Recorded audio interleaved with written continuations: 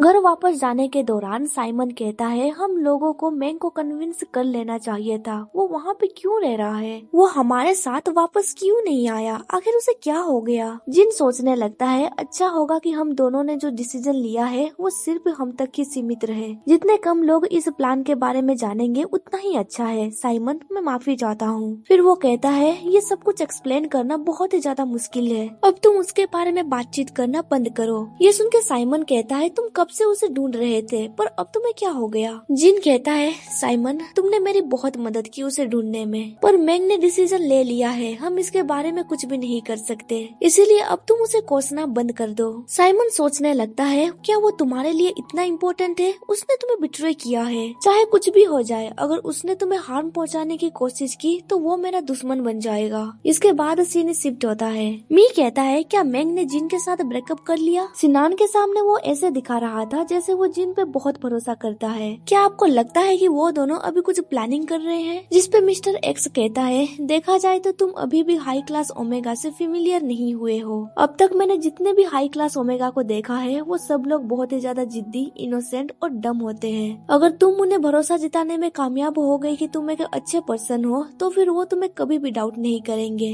मैंग के बच्चे के साथ जो कुछ भी हुआ है इसमें जिन भी शामिल है, इसीलिए मैंग के बदले हुए बर्ताव से मुझे कोई भी आश्चर्य नहीं है। फिर वो आगे कहता है इन माई ओपिनियन मैंग बहुत ही ज्यादा वीक पर्सन है। यहाँ तक कि जब वो गुस्से में था वो सिर्फ उसके ऊपर चीखने चिल्लाने लगा। अगर वो एक अग्रेसिव ओमेगा होता तो अब तक तो उसने जिन के फेस में स्क्रैच कर ही दिया होता। मी कहता है जैसा कि एक्सपेक्ट किया जा सकता है मास्टर, आप बहुत ही ज्यादा समझदार हैं। तो क्या आप मैंग को हमारे इंस्टीट्यूट में एक्सेप्ट करने के बारे में सोच रहे हैं? मिस्टर एक्स कहता है अगर वो हमारे इंस्टीट्यूट को ज्वाइन करना चाहता है तो मुझे कोई दिक्कत नहीं है। अगर वो कुछ करने के बारे में प्लानिंग कर रहा है तो फिर मैं बहुत ही ज्यादा क्यूरियस हूँ आखिर एक हाई क्लास ओमेगा क्या कर सकता है। वैसे भी हम लोग सिनान को हायर करने वाले हैं। अगर मैंग हमारे खिलाफ कुछ करने की कोशिश करता है तो हम सिनान का इस्तेमाल कर सकते हैं। फिर वो आगे कहता है तुम उन दोनों के ऊपर अच्छे से नजर रखो। उन दोनों को इतनी जल्दी झगड़ा करने मत देना। अभी भी मैं सिनान के बारे में सोच के एक्साइटेड हूँ। मैं सब कुछ तुम्हारे ऊपर छोड़ रहा हूँ। पर सिनान का नाम सुन के मी को बहुत ही ज्यादा गुस्सा आ रहा था।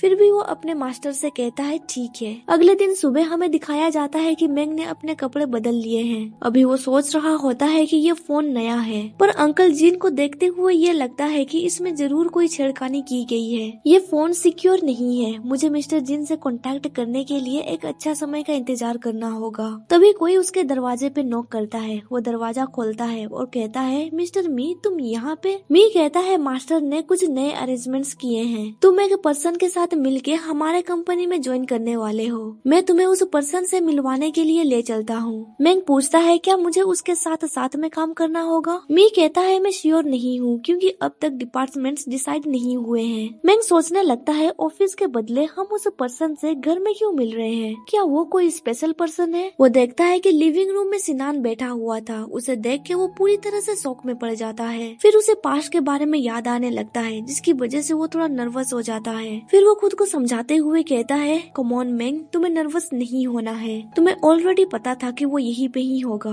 फिर वो गहरी सांस लेते हुए सोचने लगता है अब मैं पहले की तरह नहीं रहा, इसीलिए मैं उससे क्यों डर रहा हूँ। उसे देख के सिनान सोचने लगता है आखिर ये चीटर यहाँ पे क्या कर रहा है? क्या वो मुझसे मिलने के लिए आया है? मी मैंग से कहता है अब से ये तुम्हारे साथ मिलकर कंपनी में काम करेगा। फिर वो उन दोनों को इंट्रोड्यूस करवाने लगता है। मैंग सोचने लगता है वो प्रिटेंड कर रहा है जैसे कि वो मुझे जानता नहीं है, पर हम दोनों ऑलरेडी एक दूसरे को जानते हैं। फिर वो इरिटेट होकर कहता है हम दोनों को इंट्रोड्यूस करवाने की जरूरत नहीं है, मैं उसे जानना नहीं चाहता हूँ। मिस्टर मी, शायद तुम्हें पता नहीं पर हम दोनों एक दूसरे को ऑलरेडी जानते हैं। फिर वो आगे कहता है अंकल जिन के अरेंजमेंट को लेके मैं कोई गलती नहीं निकाल सकता, पर मैं इस पर्सन के साथ काम नहीं करना चाहता। मुझे धोखेबाज लोगों से एलर्जी है, यहाँ तक कि मैं उन्हें देखना भी पसंद नहीं करता। ये सुन के साइमन उसे गंदी गालियाँ देने लगता है, पर तभी मी उसे रोकते हुए कहता है तुम इतना गुस्सा क्यों कर रहे हो? अभी वो सोच रहा होता है मास्टर बिल्कुल सही कह रहे थे। मैंग सिनान से नफरत करता है, इसीलिए उसका एटीट्यूड इतनी जल्दी बदल गया।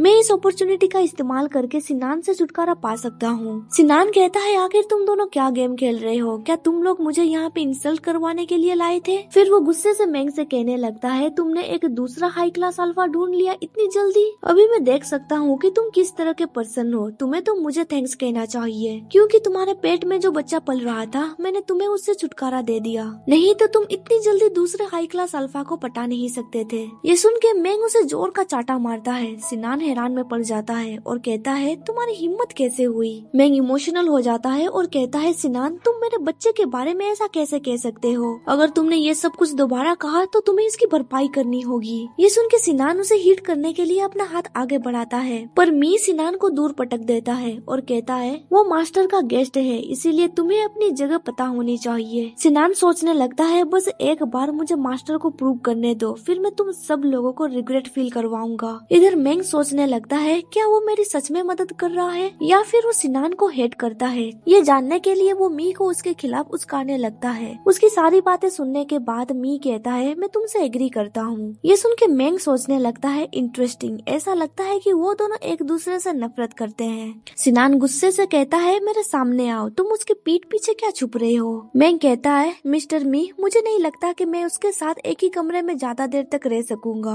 जब मैं तुम्हारे इंस्टीट्यूट पे काम करने लगूंगा मैं चाहता हूँ कि तुम कंपनी के पास मेरे लिए एक घर ढूंढ दो। मुझे नहीं लगता है कि अंकल जिन के पीठ पीछे मुझे कोई हमला कर सकता है। मी कहता है मैं तुम्हारे लिए अरेंज कर दूंगा। फिर वो सिनान से कहता है जहाँ तक तुम्हारा सवाल है तुम कंपनी के डॉर्मेटरी में रह जाना। ये सुन के सिनान गुस्से से चिल्लाते हुए कहता है मैं यहाँ से क्यों जाऊँ, क्या तुम ये इसीलिए कर रहे हो क्योंकि वो ये चाहता है। मी कहता है तो क्या तुम यहाँ पे रहने का सोच रहे हो। तभी मेंग भी कह देता है क्या तुम अंकल जिन के घर में रहना चाहते हो, ऐसा लगता है तुम बहुत एम्बिशियस हो। ये सुन के मी को बहुत ही ज्यादा गुस्सा आता है और वो सिनान से कहता है तुम कल ही यहाँ से चले जाओगे। इसके बाद अगले दिन सुबह हमें जिन का कंपनी दिखाया जाता है। एक एम्प्लॉय जिन के चैम्बर से बाहर निकलता है। दूसरा एम्प्लॉय पूछता है मिस्टर जिन का मूड अभी कैसा है, क्या उनका मूड अभी भी खराब है। जिसपे पहला वाला एम्प्लॉय कहता है हाँ मुझे पता नहीं उन्हें क्या हो गया है, जब से वो ट्रिप से वापस आए हैं उनका मूड खराब है। अगर मेंग यहाँ पे होता एटलीस्ट वो उन्हें पूछ सकता था। फिर वो रोते हुए कहता है मेंग तुम जल्दी से वापस आ जाओ, हम ये सब कुछ और झेल नहीं सकते। तभी वहाँ पे मेंग आ जाता है। मेंग को देख के सारे एम्प्लॉय बहुत ही ज्यादा खुश हो जाते हैं। वहाँ पे वो मी के साथ आया हुआ था। एक एम्प्लॉय उसे हेलो कहता है पर मेंग उसे इग्नोर कर देता है। दूसरा एम्प्लॉय कहता है वो डायरेक्टली जिन के ऑफिस जा रहा है, लगता है कुछ तो हुआ होगा।